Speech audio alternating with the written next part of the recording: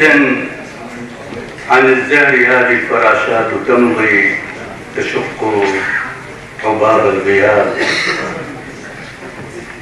بعيدا عن النهر هذا الشراع السماوي يلبس عري الشروق وينزع عنه ثياب الغياب، وتسحب خيطا من الماء ترفو الحديقة مما تمزق في صيفها من ثياب، وأنت تدب بكرسيك الكهل رغم السكون الوقور، تزقزق في قلبك القبرات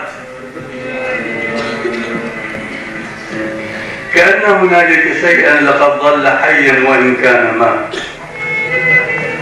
تأمل نشاط الشمول وكيف الفراشة أضفت مسافات شمس وأنت بقن دجاج حبست الجهات.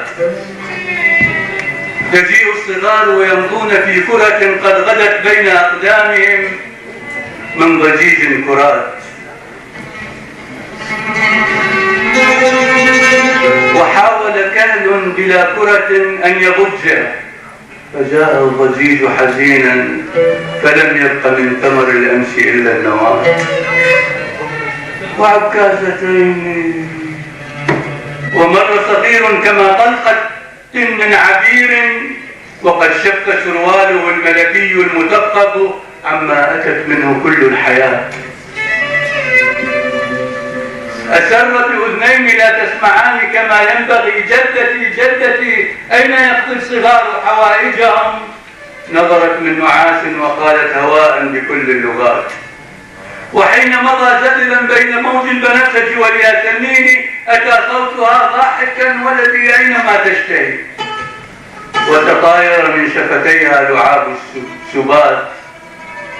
وبين الصغير يغطي رجولته حدقت طفلة في الشمول وقالت له أن زورقها الورقي يحب مياه الضحى فاشتهى أن يكون النهر.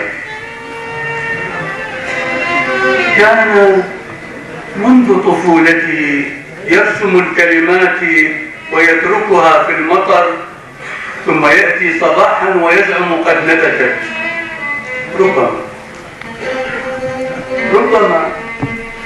ربما الكلمات أصول الشجر.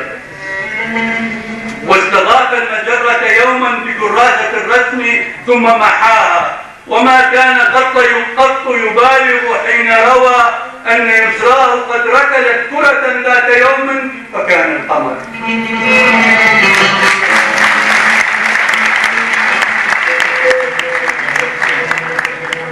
واستضاف المجرة يوما بكراسة الرسم ثم محاها، وما كان قط يبالغ حين روى أن يسراه قد ركلت كرة ذات يوم فكان القمر.